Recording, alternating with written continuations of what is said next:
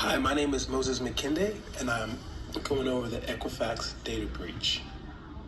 So to give you a brief overview of the breach, Equifax breach stemmed from Equifax being negligent.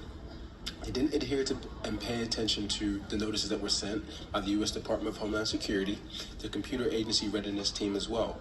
And so what essentially happened was there was an Apache Struts vulnerability that needed to be patched, and the patch was not done, which was ignored for at least 2 months until the attackers were able to finally exploit the vulnerability and gain access into Equifax's server. So now you ask yourself, how could this have happened? What led to this? And in all honesty, it really stems from them just being completely negligent about the patch. They failed to patch the vulnerability as soon as they received information from it. They didn't go into offensive and try to find out more information. They did their own scans, and it led to finding nothing, which also led to more money being spent out in much more costly event that ends up happening, where they end up having to fork out tons of money. Ends up being in the billions. There was a miscommunication. Information was relayed by the U.S. CERT team, and Equifax decided not to react appropriately to that information by patching the vulnerability or outsourcing a third party to do a deeper dive into what actually happened. Now, when I look at the breach from a whole and I think about defensive strategies, one of the things that really strikes me was the improper usage of the NIST cybersecurity framework. They failed to identify and protect key assets, in my opinion. When I do a deep dive and I look into it, some of the assets that that Equifax is responsible for are personal information, and if they did a better job protecting that and understanding that this needed to be barricaded with extra security, maybe it could have been mitigated. There was a failure to respond and detect the vulnerabilities. The U.S. CERT team did send information that a patch needed to be made, and they did not do that. They used their own scans to detect and see if there was a vulnerability, and nothing came from it.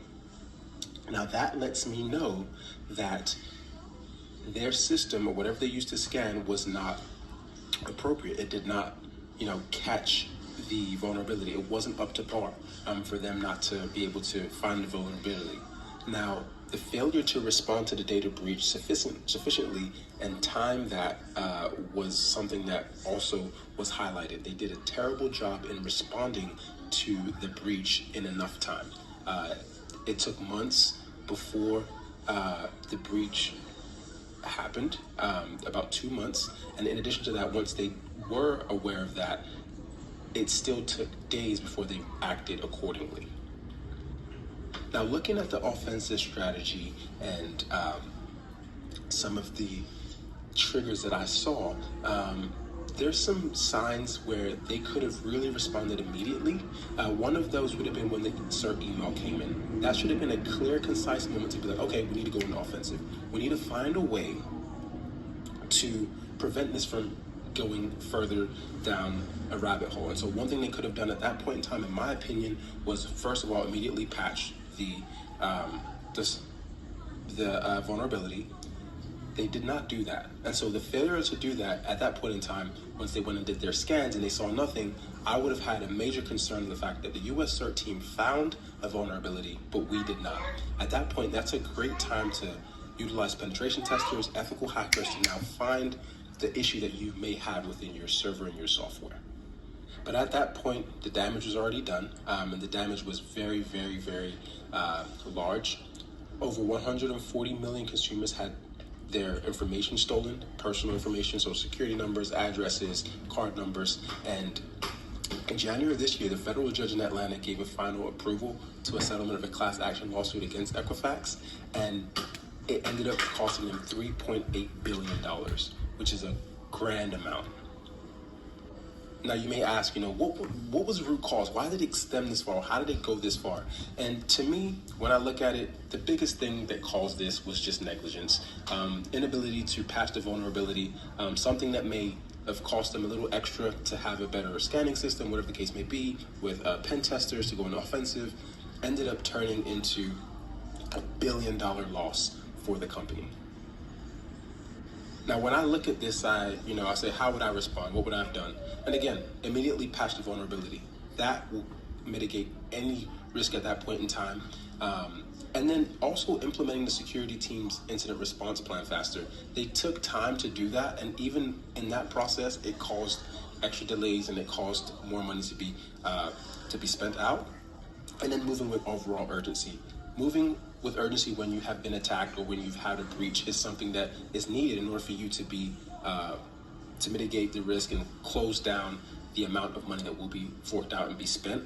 For me, it's always think worst case scenario. Try to prepare for what will happen, see the worst case scenario and try to mitigate that and prevent that from actually happening.